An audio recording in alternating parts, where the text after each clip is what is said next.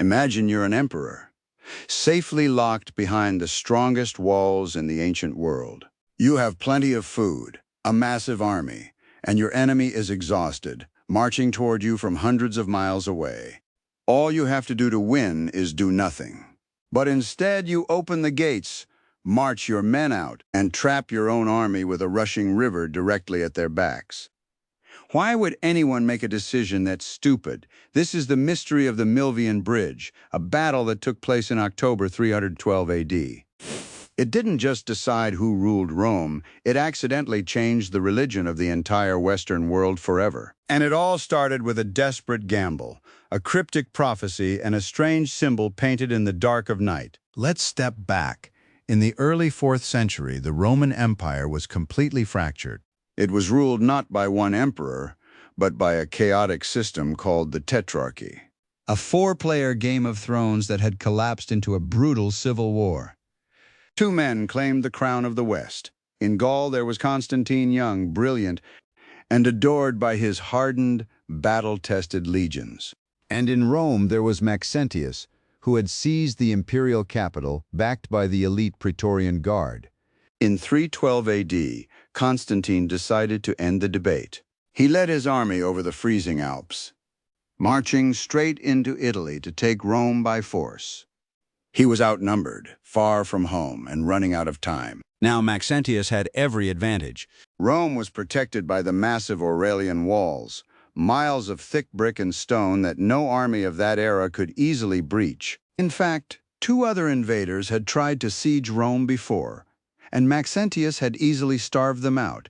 So Maxentius's plan was simple. Stay inside, wait, and let Constantine's army freeze and starve in the Italian winter. But then the citizens of Rome started to riot. They yelled insults at Maxentius during the chariot races, calling him a coward.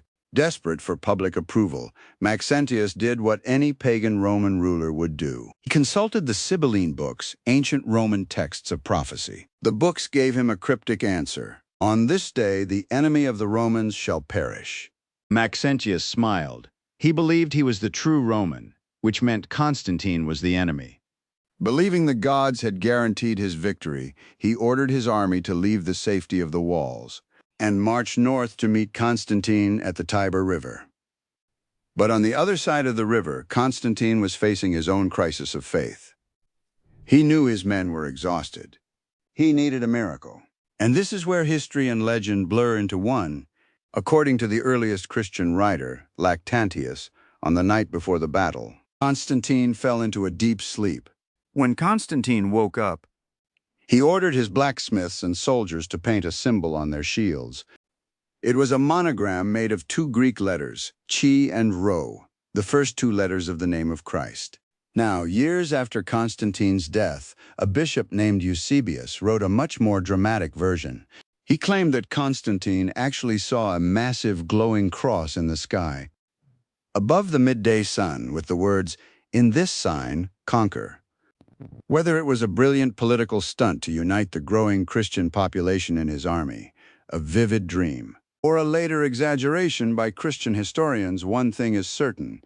On the morning of October 28th, Constantine's soldiers marched out with the monogram of a forbidden, persecuted god painted on their shields. The 2 armies met near the Milvian Bridge. Maxentius had built a temporary wooden pontoon bridge next to the old stone bridge, which had been partially destroyed to defend the city. Constantine didn't hesitate.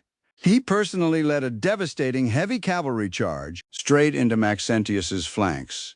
Maxentius's horses panicked, broke, and fled. Constantine's infantry, empowered by their new sacred shields, pushed forward with ruthless efficiency.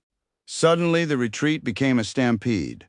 Thousands of Maxentius's soldiers rushed backward, trying to squeeze onto the narrow, unstable wooden pontoon bridge to cross back into Rome.